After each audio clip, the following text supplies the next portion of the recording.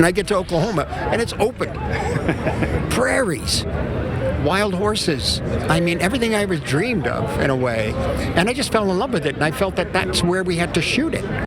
Such a great description of Oklahoma. New this morning, we're hearing from the director of Killers of the Flower Moon at last night's premiere in Los Angeles. We've brought you extensive coverage of the movie filmed right here in Oklahoma. Fox 23 morning anchor Ron Terrell was invited by Apple TV to last night's LA premiere. He joins us live from California. Ron, good morning.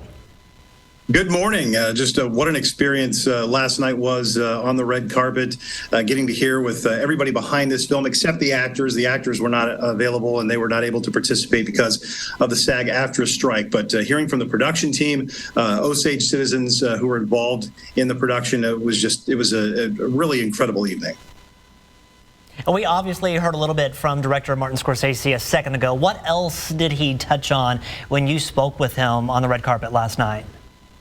He talked about, his reputation as being a city guy, obviously from New York, and, coming to Oklahoma. He talked about his friends, making jokes about how, you're putting a city guy out in the country. But he says he really enjoys going to places that are different from what he's used to. And he likes meeting people who are different, who maybe not from New York, maybe not from a big city, but he really felt a connection to the Osage people. And as we mentioned, the land, the prairie, everything that he saw here in Oklahoma, he kind of fell in love with that. And that was part of his passion for this. You could really tell just how proud he is of this movie. It's a different movie for Martin Scorsese in terms of the collaborative process. Not that he hasn't been collaborative before, but just the time and the effort it took to make sure that he got this story right.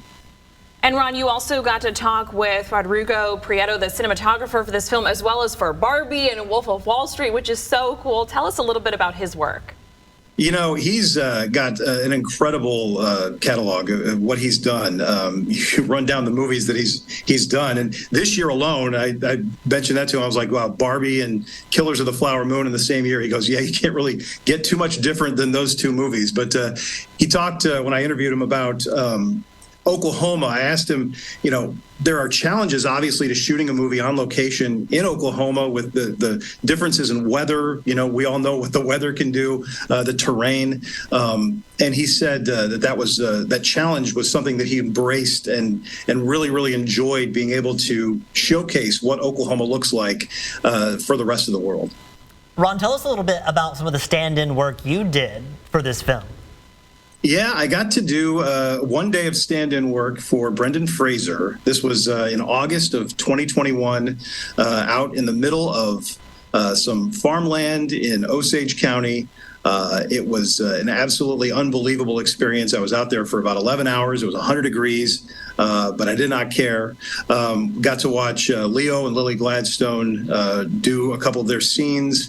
Got to stand. It was funny. I was watching the film last night, and there was a specific scene where I'm looking at the screen and I'm thinking to myself, I'm about 20 feet off to the side while this scene's going on. And I mean, just a really surreal and enjoyable experience. So many nice people, met so many people that I still communicate with today. Just a fantastic experience, lots of fun. So cool. Ron, thanks so much for joining us here live. We'll see you back here on Fox 23 News tomorrow. Have a safe flight. And you can catch that half-hour special History on the Big Screen, the making of Killers of the Flower Moon, Thursday at 6:30. We'll take you inside the premiere and talk with a former Osage chief about what it means that this piece of history is being shared with the world. Again, that's this Thursday at 6:30.